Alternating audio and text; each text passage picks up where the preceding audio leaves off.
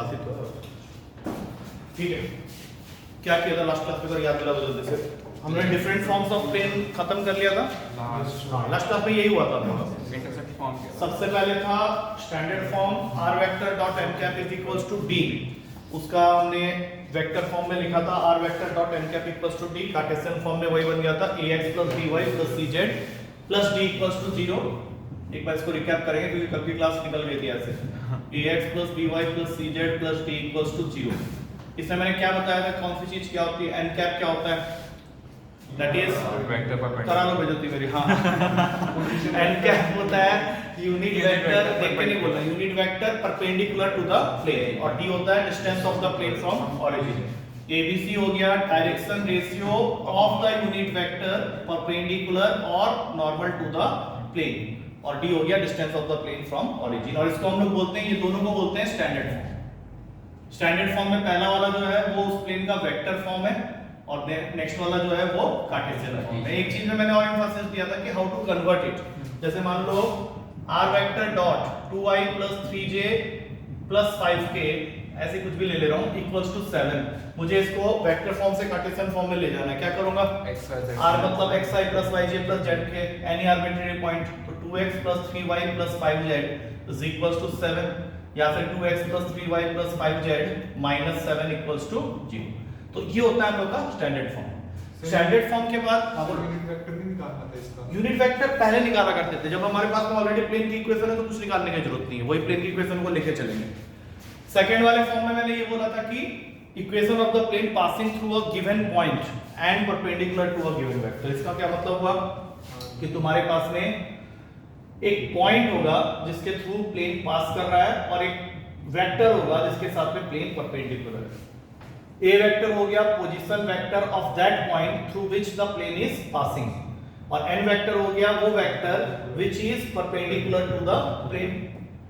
कोई भी क्वेश्चन ऐसे स्टार्ट होता है, अगर find the equation of the plane passing through a given point, जैसे उसने ये बात बोली तो उसका जो कार्टेशियन फॉर्म होता है उसके हिसाब से कौन सी जगह ऑक्यूपाई हो जाएगी। बोलो अगर इसको मैं बोलूं कि इसका कार्टेशियन फॉर्म है तो कौन सी जगह ऑक्यूपाई हो जाएगी इसमें। सबसे पहले अगर मैं कोई ऐसा क्वेश्चन बना दूं जहां पे ये लिखा है कि equation of the plane passing through 2 - 3 5, तो कौन सी जगह इस फॉर्मूला में x1 y1 z1, और साथ में वो तुमको ये बता देगा कि तुम्हारा प्लेन जिस वेक्टर के साथ परपेंडिकुलर है उसका डायरेक्शन रेशियो है 3 - 1 - 2। तो ये किसकी जगह बना दिया उसने, abc का। बस इसको यहाँ पे पुट करना है। जैसे ये हो गया 3x - 2, ये तुम्हारा पॉइंट है और ये तुम्हारा डायरेक्शन रेशियो है उस वेक्टर का जो कि प्लेन के साथ परपेंडिकुलर है। तो 3 × x - 2 -1 × y + 3 और फिर +5 × z + 2 is equals to 0। तो अगर मैं इसको सॉल्व करता हूं तो ये वापस कहां चले जाएगा, अपना स्टैंडर्ड फॉर्म के अंदर, जो कि होता है क्या होता है ax plus by plus cz plus d equals to 0। और इसी की वजह से इसको हम लोग स्टैंडर्ड फॉर्म बोलते हैं, क्योंकि जितने भी फॉर्म्स होंगे सब इसमें कन्वर्ट बैक हो जाएंगे। उसके बाद जो थर्ड प्लेन था जिसको मैंने बोला था फालतू प्लेन है, उसके लिए हमने क्या डिस्कस किया था कि 3 नॉन कोलिनियर पॉइंट्स अगर प्लेन पास कर रहा है तो उसका वेक्टर फॉर्म होगा r - a dot b - a cross c - a is equals to 0, जिसमें abc a vector b vector c vector तुम्हारा पोजीशन वेक्टर हो जाएगा 0 पॉइंट्स का जिसके थ्रू प्लेन पास करता है। अब इसके लिए फिर मैंने इसका एक वो बताया था ना, डिटरमिनेंट, हाँ, x - x1 y - y1 z - z1 upon में x2 - x1 y2 - y1 z2 - z1 और फिर x3 - x1 y3 - y1 z3 - z1। याद करने का तरीका ये समझाया था कि जो हमारा मेन फॉर्मूला है वेक्टर फॉर्म वाला, उसको अगर इसके साइड में लिख के एक बार कंपेयर करें तो चीजें और क्लियर हो जाएंगी। ये होता है हमारा कार्टेशियन फॉर्म में। तो अब हम लोग को क्या सोचना है यहाँ पे कि a b c को तो मैंने पोजीशन वेक्टर माना हुआ है उन 3 नॉन कोलिनियर पॉइंट्स का जिसके थ्रू प्लेन पास कर रहा है। r को हम लोग हमेशा क्या डिनोट करते हैं, x y z। a vector क्या होता है x1 y1 z1, b vector क्या होगा x2 y2 z2 इसके पॉइंट्स के कोऑर्डिनेट, और c वेक्टर क्या होगा x3 y3 z3। तो क्या ये समझ में आ रहा है पूरा का पूरा, हमने पिछली क्लास में डिस्कस किया हुआ है। अच्छा, इसमें मैंने एक चीज बताई थी कि अगर कोई ऐसा क्वेश्चन आ जाता है जिसमें तुमको वो बोल रहा है कि find the equation of the plane passing through these 3 non collinear points, तो क्या करना है हम लोग को, क्या इसको पूरा सॉल्व करना है या यहाँ पे जो ऑप्शंस दिए हैं उसके अंदर में वैल्यू पुट करके देखना, वो जल्दी तुमको आंसर तक पहुंचा देगा। जैसे मान लो कोई भी पहला ऑप्शन दिया हुआ है अपने को 2x + 3y + 4z -7 equals to 0। पहला पॉइंट डाला, सेटिस्फाई नहीं किया, आगे चेक करने की जरूरत है क्या? नहीं। जिस आप सेकंड ऑप्शन को चेक करेंगे, सेकंड ऑप्शन में ये तीनों पॉइंट अगर सेटिस्फाई कर गए तो क्या सी और डी चेक करने की जरूरत है? नहीं है। अच्छा, इसमें एक चीज और बोली थी कि अगर तुम्हारा वेक्टर फॉर्म में दिया हुआ है ऑप्शंस में तो उसको फटाक से कार्टेशियन फॉर्म में चेंज कर लें। चौथा फॉर्म से खत्म करेंगे, क्या था वो? Intercept form. बहुत इजी होता है क्योंकि तीनों एक्सिस के ऊपर में तुम्हारा प्लेन कुछ ना कुछ इंटरसेप्ट कट कर रहा होता है। उसको हम सीधा क्या लिख लेते हैं? x/a + y/b + z/c = 1, जिसमें a हो गया तुम्हारा x इंटरसेप्ट, b हो गया y इंटरसेप्ट और c हो गया z इंटरसेप्ट। उसमें मैंने ज्यादा कुछ नहीं बोला था, उसको लाइन के साथ कंपेयर कर दिया था। बस इतना हमने रिकैप कर लिया है 5 मिनट में पिछले क्लास का। So let's start with today's session. इसमें हम लोग सबसे पहले पढ़ेंगे how to find angle between two planes. अब तुम्हारे पास देखो, प्लेन की इक्वेशन दो तरीके से वो दे सकता है तुमको, या तो वेक्टर फॉर्म में देगा या फिर कार्टेशियन फॉर्म में देगा। तो अगर वेक्टर फॉर्म में दोनों प्लेन की इक्वेशन दी हुई है तो पहला प्लेन हो गया r वेक्टर डॉट, अब क्या हटा दो, n1 वेक्टर = d1, ये है तुम्हारा प्लेन 1 की इक्वेशन। और प्लेन 2 क्या हो जाएगा तुम्हारा r vector dot n2 vector = d2। अब इनके बीच का एंगल निकालना है तो cos theta = n1 dot n2 upon में n1 वेक्टर का मैग्नीट्यूड इनटू n2 वेक्टर का मैग्नीट्यूड। सीधा आंसर आ जाएगा। d1 d2 का कोई काम नहीं है। कार्टेशियन फॉर्म में प्लेन 1 की इक्वेशन दे रखी है a1x + b1y + c1z + d1 = 0, और प्लेन 2 तुमको दे रखा है a2x + b2y + c2z + d2 = 0। तुमको फाइंड करना है इन दोनों प्लेन के बीच का एंगल। क्या होता है फॉर्मूला बताओ?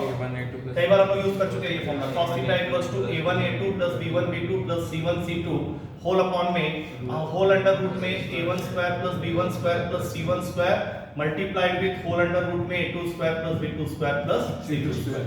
अब इसमें स्पेशल केस नंबर 1, अगर तुम्हारे दोनों प्लेन्स आपस में परपेंडिकुलर हैं तो फिर तुम्हारा क्या होगा बताओ? एंगल 0 नहीं होगा, वो 90 डिग्री होगा, और cos 90 0 होता है तो a1a2 + b1b2 + c1c2 ये 0 होगा। और अगर तुम्हारा दोनों प्लेन पैरेलल है तो क्या होगा? इनका रेशियो सेम होगा। तो तुम्हारे पेपर में इसके ऊपर में तुमको हो सकता है क्वेश्चन मिल जाए, मिलता है कई बार, तुमको दो प्लेन का इक्वेशन दे देगा, या तो वेक्टर में देगा या फिर कार्टेशियन में। तुमको क्या करने के लिए बोलेगा? उसके बीच का एंगल निकालने के लिए बोलेगा। या फिर वो तुमको क्या कर सकता है, दो प्लेन की इक्वेशन देके कोई एक कांस्टेंट कहीं पे छोड़ देगा, के पूछेगा for what value of that K the two planes are perpendicular to each other. लिख के क्वेश्चन करना चाहोगे या क्या करोगे? जल्दी बताओ। क्वेश्चन सीधा करें, क्योंकि अब देखो नोट्स तुम्हारे ऊपर डिपेंड करता है, तुम लिखना चाहे लिख भी सकते हो, कोई इसको नहीं। तुम्हारे असाइनमेंट बुकलेट में क्वेश्चन नंबर 2 क्वेश्चन ऐसा है, बट जल्दी से तुम साइड साइड करते रहो, उससे क्या होगा फॉर्मूला याद होगा, नहीं तो फिर वही है खत्म हो जाएगा क्लास, पता नहीं चलेगा। 2 नंबर क्वेश्चन करो एक बार। Question number 2 page number 69, page number 69 question number 2 वो क्वेश्चन को करो। इधर आ जाओ, रिकॉर्डिंग में इधर आ जाओ, या पीछे बैठो, सब सारे लोग इधर ही आ जाओ। कितने आने हैं? 4-5 लोग आएंगे।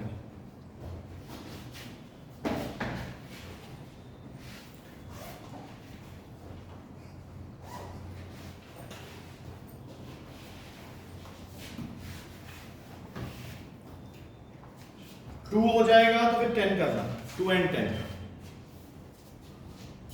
और आंसर सही निकालो।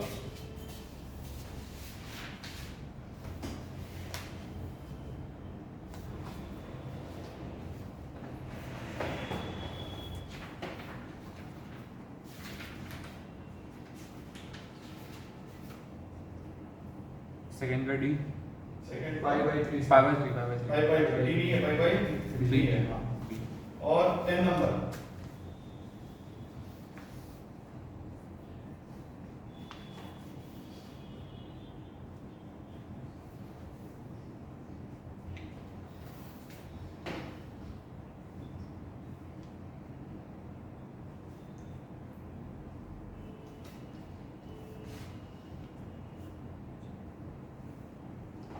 सर डी समझ में आ गया? हाँ डी बिल्कुल सही है, क्योंकि अगर परपेंडिकुलर देखना है तो जैसे कि मैंने बताया a1a2 + b1b2 + c1c2 0 होना चाहिए, तो उससे निकल आएगा। याद रहेगा ये सब? क्या लिख रहे हो, क्या कर रहे हो, बता दो मुझे एक बार। याद रहेगा? तो इसमें एक क्वेश्चन नंबर 1 है, उसको मैं तुम्हारे साथ ही कर देता हूं। देखो ऐसे क्वेश्चंस कई बार पेपर में दिखेंगे। उसमें उसने क्या बोला है, what is the equation of the plane passing through the point. उसने तुमको पॉइंट बता दिया 1 -1 -1, तुम्हारा प्लेन इससे पास कर रहा है। तो सीधा सीधा कहानी है कि एक ही पॉइंट जब दिया है तो तुम्हारा ये जो सेकंड वाला फॉर्म मैंने बताया था उसका यूज स्टार्ट हो गया। तो तुम्हें कौन से जगह को सबसे पहले फिल अप करना पड़ेगा, x1 y1 z1, क्योंकि ये जो पॉइंट है ये तुम्हारा x1 y1 z1 वाला ही पॉइंट है। तो ये क्या बन गया, a × x - 1 plus b × y + 1 plus c × z + 1। अब ये इक्वेशन तभी सॉल्व हो सकता है जब हमें abc की वैल्यू पता चल जाए, और उसके लिए उसने तुमको बता दिया है कि ये जो भी प्लेन, इसको तुमने रफली अभी लिख लिया है, ये परपेंडिकुलर है दो प्लेन के साथ। पहला प्लेन x - 2y - 8z = 0, और सेम प्लेन परपेंडिकुलर है एक और प्लेन के साथ जिसकी इक्वेशन है 2x + 5y - z = 0। बोलो यहां से क्या निकलेगा और यहां से क्या निकलेगा abc के टर्म्स में इक्वेशन? 1 कैसे?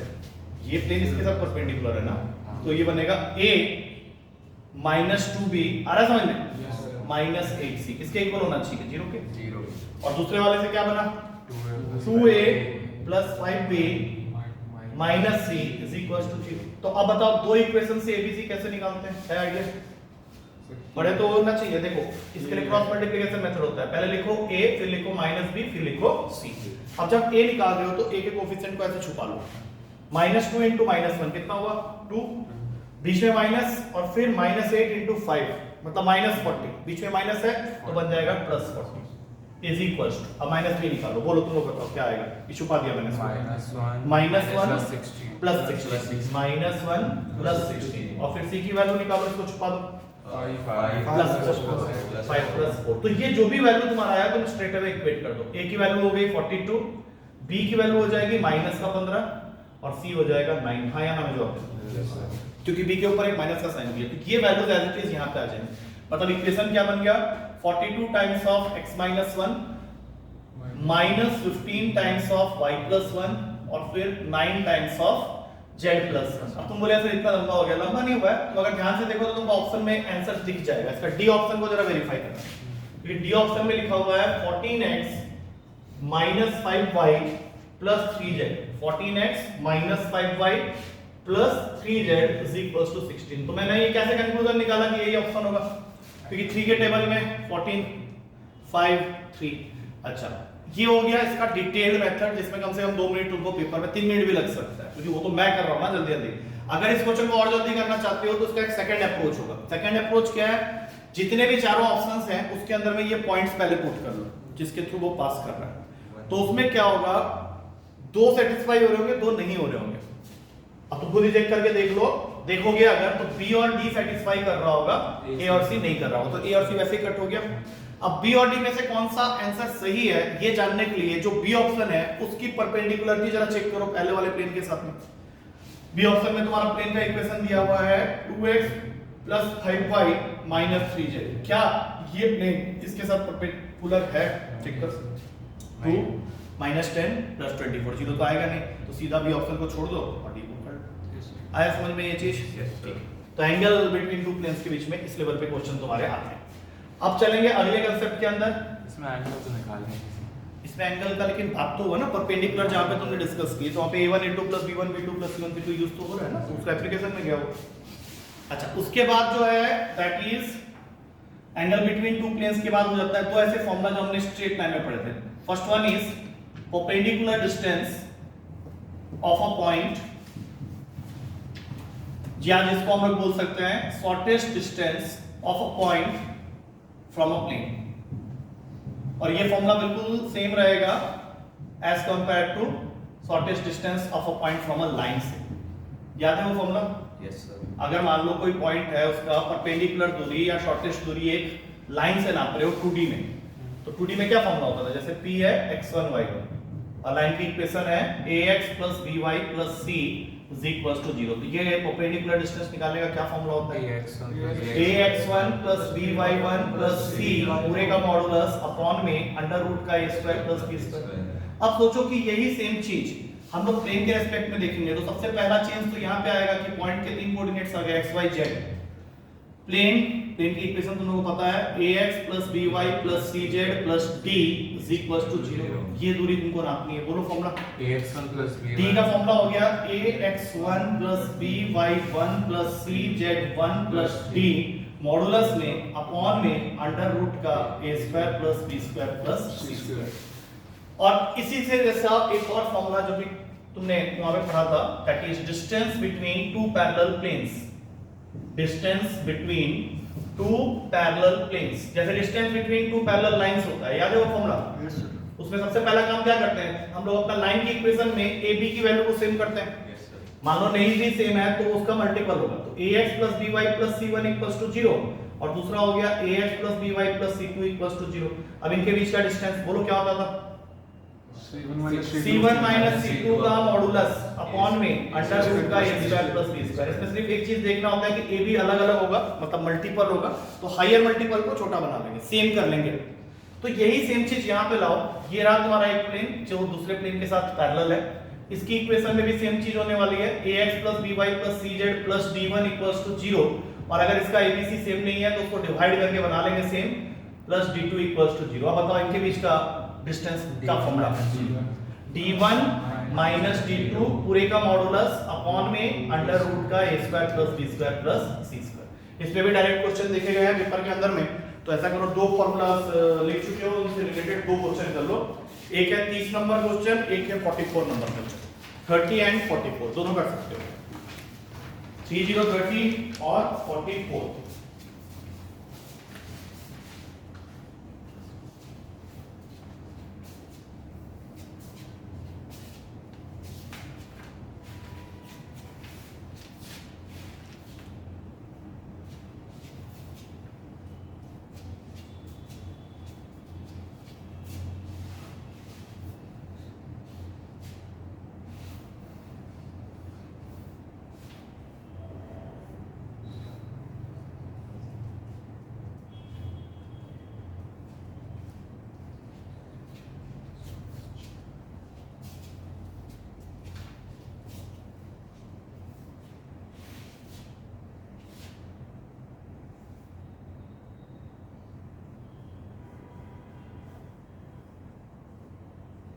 a part 1/4 बहुत बढ़िया।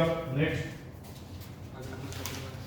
पीछे 44 पूरा हो रहा है, करते चले जाओ।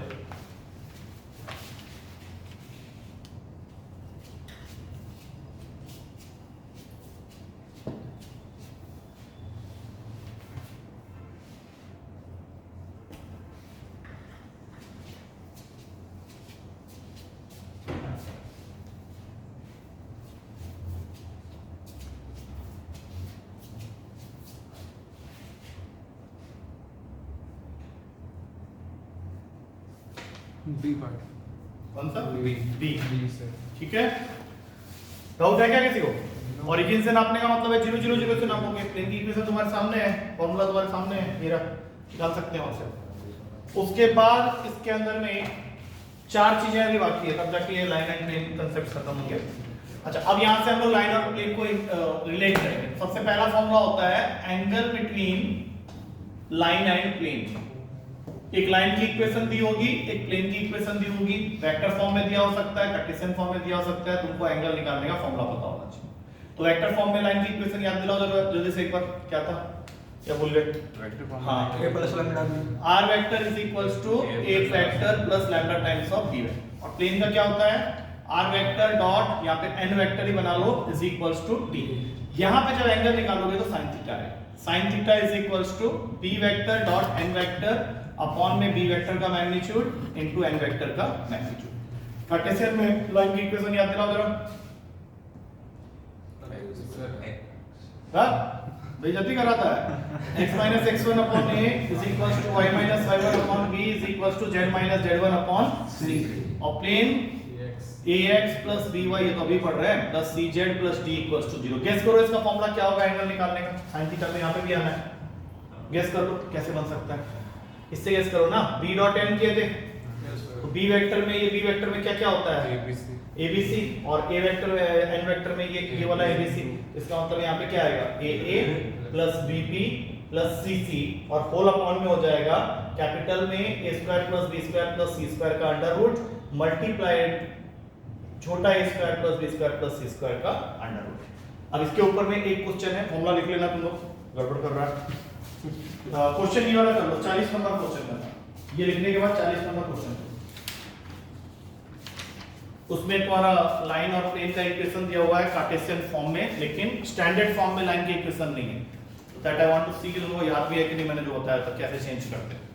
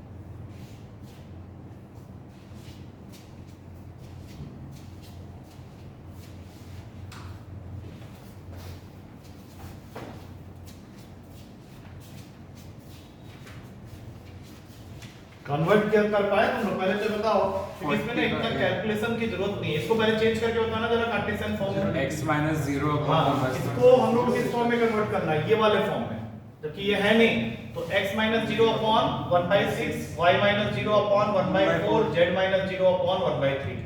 प्लेन की इक्वेशन में कोई ज्यादा दिक्कत नहीं है, क्योंकि वो ऑलरेडी है स्टैंडर्ड फॉर्म में 3x plus 2y minus 3z is equals to 4। तो instead of calculating the total thing just calculate this part. ये 0 आ तो ये 0 आ रहा होगा। 1/6 into 3 plus 1/4 into 2 minus 3 into 1/3। सो सॉल्व कर देखो, यहाँ से एक हाफ, यहाँ से एक हाफ और वहाँ से 1 निकल रहा है। हाफ प्लस हाफ 1 minus 1 0 आ गया। अब sin थीटा 0 किस एंगल पे होता है? 0 पे। तो एंगल क्या हो जाएगा? 0 डिग्री हो जाएगा। आ गया समझ में? चलो कितना मिनट का बना है देखो, काटना पड़ेगा। हाँ 22 काट दो, काट के सेकंड पार्ट बनाते हैं ना,